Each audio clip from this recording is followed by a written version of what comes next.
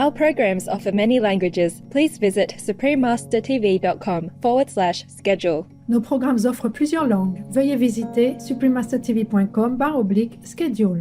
Nuestros programas ofrecen varios idiomas. Visiten suprememastertv.com/schedule. برامجنا متوفرة بالعديد من اللغات. يرجى زيارة suprememastertv.com/schedule. Buddha has nothing. All his concepts, prejudices gone. So he was just free, very supple, very soft, very free, very just flowing. He lived for one night, meaning you never know what's tomorrow. He didn't care. Please keep watching to find out more. Supreme Master CHINGHAI's lectures are not a complete meditation instruction. Please do not try alone. For free of charge guidance, please visit godsdirectcontact.org or contact any of our centers. Supreme Master CHINGHAI respectfully thanks all special individuals, organizations, leaders,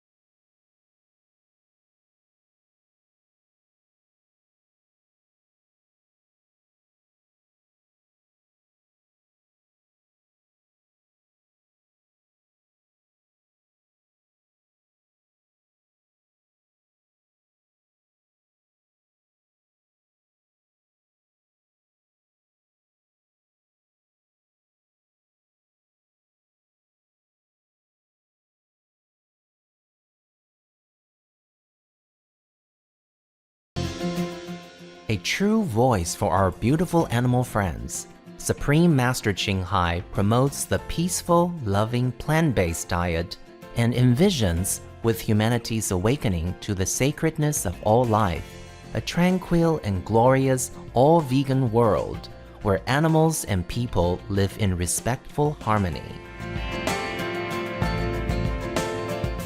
Her initiatives included alternative living flyer distribution, the international vegan restaurants Loving Hut, vegan food companies, vegan fur products, Supreme Master Television, as well as writing and speaking to influential government and media leaders, participating in televised conferences on climate change, etc. Whether we're aware of it or not, her efforts have had an enormous influence on global awareness of the animal-friendly lifestyle and how this benevolent way can bring lasting peace among nations while saving our planet from climate change and disasters. Supreme Master CHINGHAI has traveled worldwide and held discourses with the public and her disciples on a variety of spiritual topics.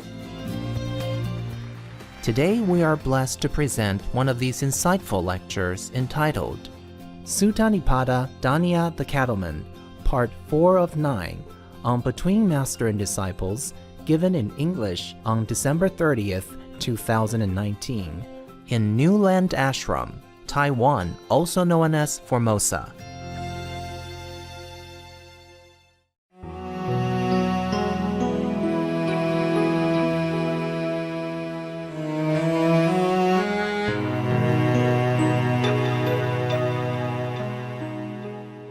I sometimes wonder why also. Why I was so courageous in some cases and so meek on many other occasions. I wonder myself. Oh my God, my calendar. Yeah. Now, we really have to go back to India, okay? So the Cattleman, he was very proud of what he had and his possessions and his ability to be independent, to take care of himself and his family. Of course, man's pride is there, right? Yeah. He said this verse, the rice is cooked, my milking's done. I live with my people along the banks of the Mahi, out one of the rivers, I guess, yeah. My hut is roofed, my fire lit. So if you want rain God, go ahead and rain. Meaning he feels so safe in his mundane achievements. He has everything he needs and security, yeah? So that he proudly proclaimed that even if rain comes, he's not afraid. Go ahead and rain. Yeah, even challenging the rain god.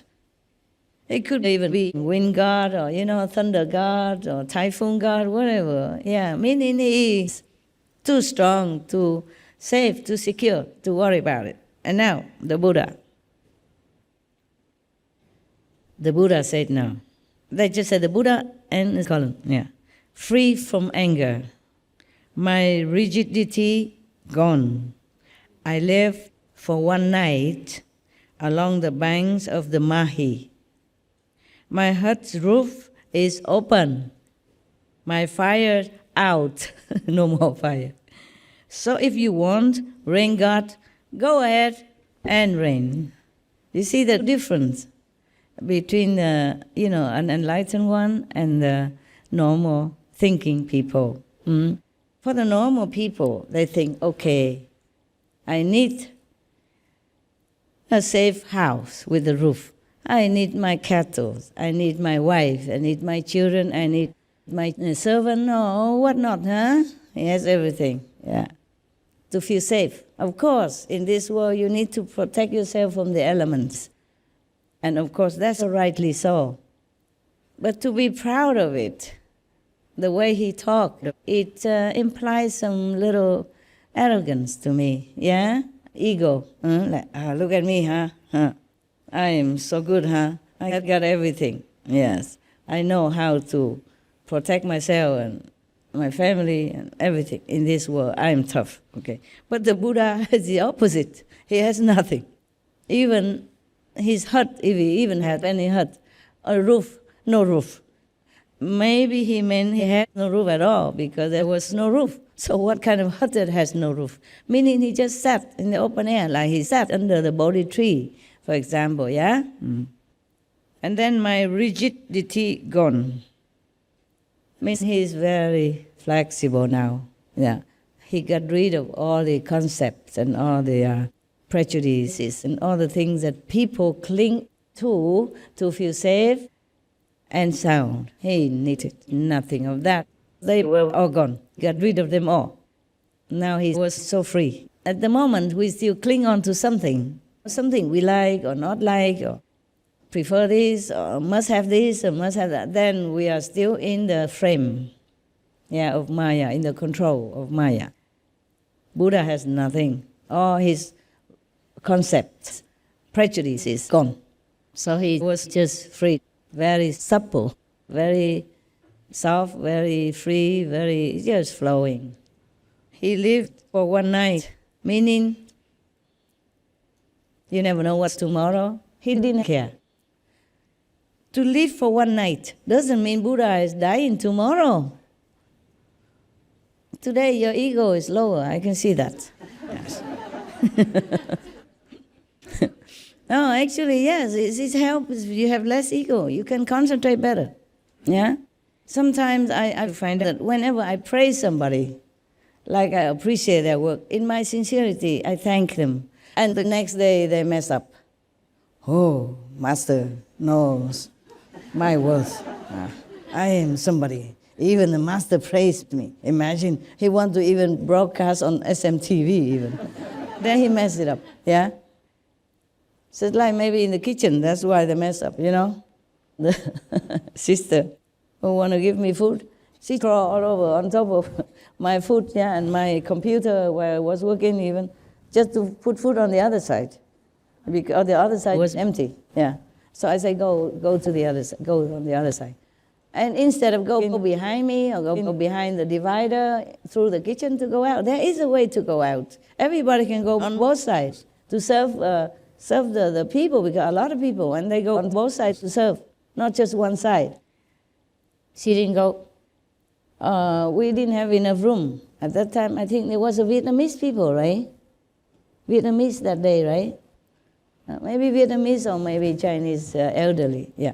And we have no room. Some people had to be turned out. So I told all the hufas to come sit around me. Just bring a small chair, sit around me, so other people can come in to sit with me, to sit in the kitchen.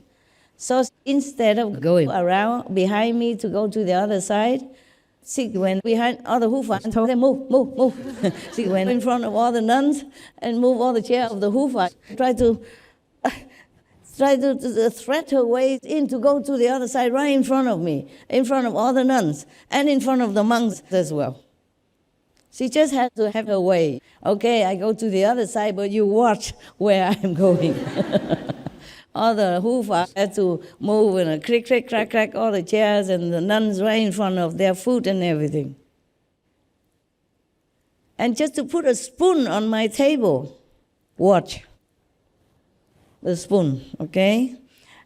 She forgot the spoon or something, so she brought a new spoon. Then she put it there, okay, for example, on the table.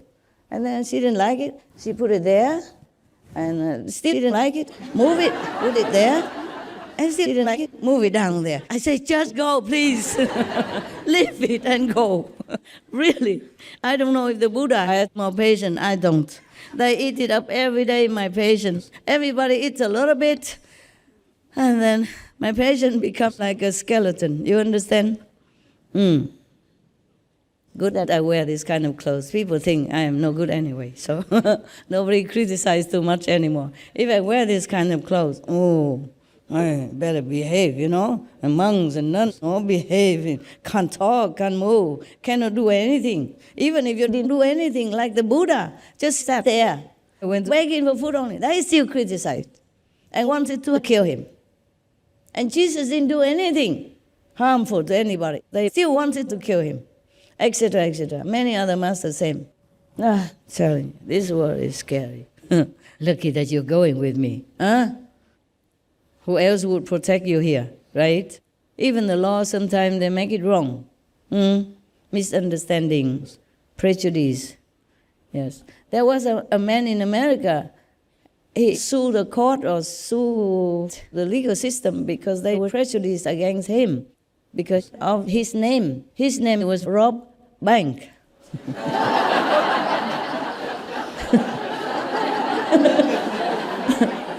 Yeah, Robert. Mr. Bank. Robert, and they sometimes say Rob, yeah? And his name was Rob Bank. They judge him, yeah? Pass the wrong sentence, or prejudice sentence, yes. What a name, huh? Couldn't you find a better name for the kid? Poor kid. It should have blamed the parents, you know? There's so billions of names. Why give him such a name, a combination? Poor thing. It's a true story, no? Now, to live for one night doesn't mean the Buddha thinks that he will die tomorrow. Why does he say that?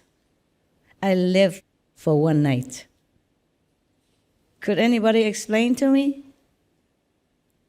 It's a time for the exam. He's living in the present moment. It's true, yes. Meaning you live your best as if you are dying tomorrow.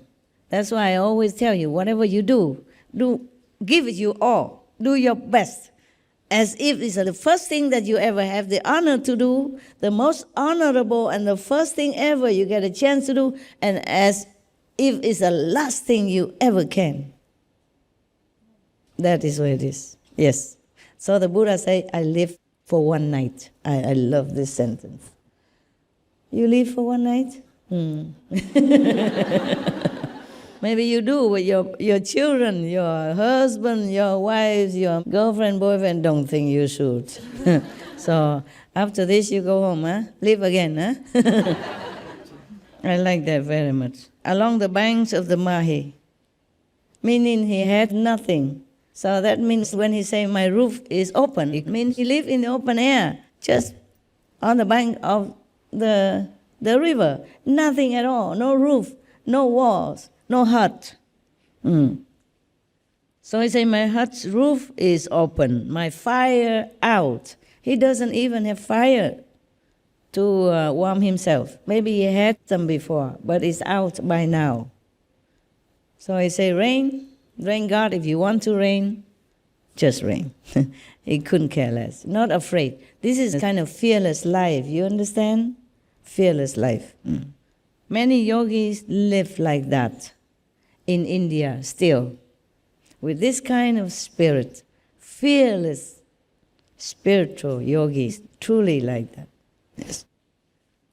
One master, I forgot his name. He's written one book about his life. He's not like a monk or anything, but he was all for spiritual practice. I read his book. I just forgot his name. Anyway, it couldn't be his real name. You understand, like Swami this and that, or Baba this, or Babu this. Yeah, the reverent name. People, the disciples give it to him. And I don't think he's the one who wrote the book. They just wrote it after he told them in discourses, and then they even credited it to his name. Say, spoken by Master so-and-so, written by Master so-and-so, and edited by Master and-so. They just offered their work to the Master. Doesn't mean the Master has written that book or printed that book. It could be in some cases, but not this case. The tone of the book is not like a master because it sounds like too proud. So the disciples wrote it, and because they respect the master, they put a pinch of, worthy reverence in it, yeah, as usual. So now the Cattleman say again, no mosquitoes or gadflies are to be found. Well, his house is very safe. Wait a minute. The cows range in the marshy meadow where the grasses flourish. means his cows also are in a safe place. There's a lot of grasses that grow very lushly and tall, so everything is perfect anyway. Even no mosquitoes there. He lives in a safe place, maybe a cooler place, so they don't even disturb the cows. The cows are munching their grass in the lush meadow even. How more perfect can it be? The grasses flourish even. It's nice poetry, eh? We will never hear anybody writing like the grass is flourish, eh? Very poetic. They could stand the rain if it came. Yeah. The cows are not worried about the rain because they're eating well. Yeah. So if you want rain God, go ahead and rain. Challenging. Meaning if you're just too safe, too confident, just like you guys always. Master takes care. Master knows everything. Master does everything for me, no problem. What a life, huh? Yeah, good luck. Why is that? Huh? Why is it that you take in your money by yourself? You cook the food and eat by yourself. Eh? And you have your beloved husband or wife with you by yourself. But anything hard, Master will do it. Huh? Why? Did you pay me any money? Huh? No. Some people go to the extreme. Master, wake me up in the morning. On time. Master, my car has no more gasoline. Please fill it. Now. Yeah, it's the true story. No, you heard it over the years. Yeah? As if they're disabled or something. You are my disciple, not disabled. Oh, dear God. What kind of master who does everything? Huh? So, now the Buddha. The Buddha say, a raft well made has been lashed together. Having crossed over, gone to the far shore, I have subdued the flood. No need for a raft is to be found. It just talk in parable, in riddle. A raft well made, meaning he has a spiritual method to practice so that he can cross over the sea of existence. So gone to the far shore doesn't mean only the river shore or the seashore. I have subdued the flood inside you, or the passion, or the emotion, or the mental gymnast, or the desire, that is not conducive to your upliftment. He has subdued them all. So no need for a raft is to be found. He doesn't even need it. Or maybe he has it, he crossed over already, and now he's free. He doesn't even need to practice. He doesn't need any method. It's just natural. It becomes natural to him, like sitting, sleeping, eating, working, resting is all Zen. So you can see the worldly people, they rely on so many things in order to feel secure and safe, and they think that is the best thing. But that's not forever. It should be like the Buddha, until he needs no more raft even, and still feel safe.